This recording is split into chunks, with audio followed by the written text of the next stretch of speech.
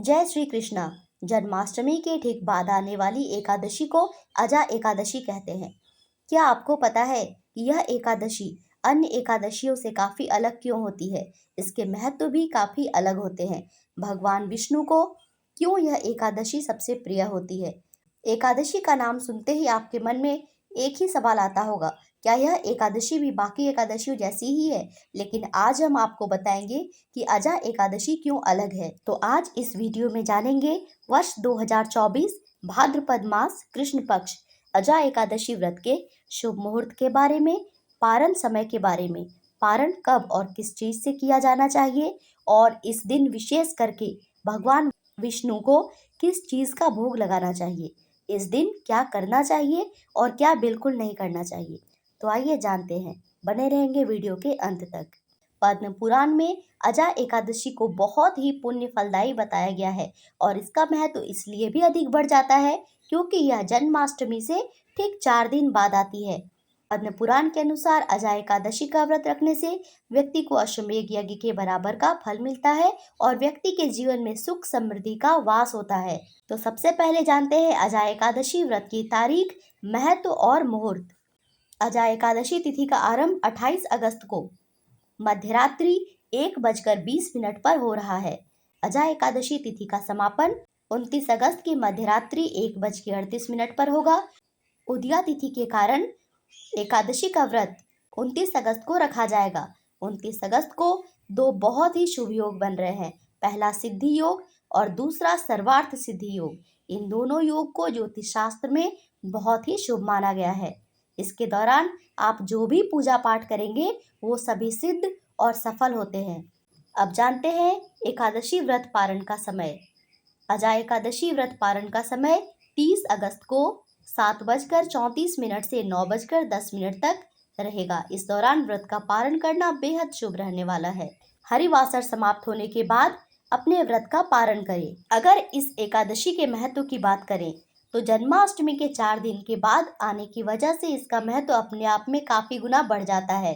पद्म पुराण के अनुसार जो व्यक्ति अजा एकादशी का व्रत करता है उसे सभी पापों से मुक्ति मिलती है। इस व्रत के प्रभाव से व्यक्ति को मोक्ष की प्राप्ति होती है। मान्यता है इस व्रत को करने से अश्वमेध यज्ञ के समान शुभ फल मिलता है। अब जानते हैं अजा एकादशी की पूजन विधि। एकादशी को 11 व्रत के नाम से भी जाना जाता है। यह व्रत भगवान विष्णु को अति प्रिय होता है। जो भी भक्त एकादशी का व्रत धारण करते हैं उन्हें दशमी के दिन से ही नियमों का पालन करना चाहिए। दशमी तिथि के दिन सूर्यास्त होने से पहले ही भोजन ग्रहण करना चाहिए। उस दिन शुद्ध और सात्विक आहार ही ग्रहण करना चाहिए। भोजन के उपरांत अपने दांतों को अच्छे प्रकार से साफ कर लेना चाहिए। रात्रि में ब्रह्मचर्य का पालन करते हुए एकादशी व्रत का स्मरण करते हुए सोना चाहिए। एकादशी की सुबह ब्रह्म मुहूर्त में उठकर नित्य क्रियाओं से निवृत्त होकर गंगा नदी में या घर के नहाने के जल में थोड़ा सा गंगा जल मिलाकर स्नान करना चाहिए। पीले रंग की वस्त्र धारण करना चाहिए और व्रत का संकल्प लेना चाहिए। इसके लिए अपने दाहिने हाथ में जल, फूल और अक्षत ले लेंगे और कहना है कि हे जगत के पालनहार भगवान विष्णु, आज मैं एकादशी का व्रत रख रही हूँ। मेरा यह व्रत निर्विघ्न पूरा हो जाए, इसकी शक्ति मुझे प्रदान करे और अगर मुझसे कोई भूल चूक हो जाए जाने या अनजाने में तो मुझे क्षमा करे। इसके बाद भगवान विष्णु के समक्ष दीप भी प्रज्वलित करेंगे और गंगा जल से भगवान विष्णु का अभिषेक करेंगे। दक्षिणावर्ती शंख में थोड़ा सा जल, अष्टगंध, केसर की कुछ पत्तियां, पीली चंदन, थोड़ा सा इत्र डालकर भगवान को अभिषेक कराएं। ऐसा करने से आपके घर में विष्णु भगवान की कृपा तो होगी, साथ में माँ लक्ष्मी का स्थायी वास होगा।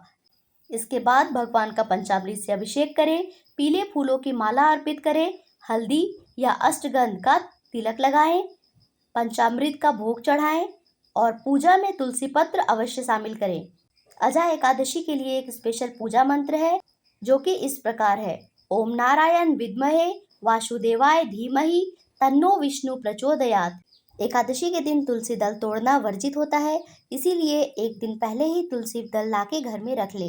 व्रत की कथा सुने और इसके बाद आरती कर पूजा का समापन करें और पूजा में हुई गलतियों के लिए क्षमा मांगे। दूसरे दिन द्वादशी को स्नान करके भगवान विष्णु की पूजा करके ब्राह्मणों को या जरूरतमंदों को भोजन कराकर उन्हें दान दक्षिणा देकर शुभ मुहूर्त में व्रत का पारण करें। इसके अलावे आपको कुछ विशेष बात का ध्यान रखना है। अजा एकादशी के दिन झूठ नहीं बोलना चाहिए, किसी की निंदा नहीं करनी चाहिए। एकादशी के दिन पेड़ के पत्तों को भी नहीं तोड़ना चाहिए, बाल नहीं काटने चाहिए, नाखून नहीं काटना चाहिए। जो दिन रात उपवास धारण नहीं कर सकते हैं, जिनका स्वास्थ्य सही ना हो, तो आप एक समय फलाहार भी ग्रहण कर सकते हैं, जिसमें कि केला, आम, अमरूद, ड्राई फ्रूट्स इत्यादि खा सकते हैं। इस दिन भगवान विष्णु का माता लक्ष्मी के साथ सुबह और शाम पूरे विधि विधान के साथ पूजन करें, कथा श्रवण करें और भगवान की आरती करें। इस दौरान ओम नमो भगवते वासुदेवाय मंत्र का जाप करते रहें। शाम के समय तुलसी माता के समक्ष शुद्ध घी का दीपक जलाएं। उम्मीद है आपको अजा एकादशी व्रत से जुड़ी जानकारी अच्छी लगी होगी। इस तरह की जानकारी के लिए हमारे चैनल से जुड़े रहें। धन्यवाद।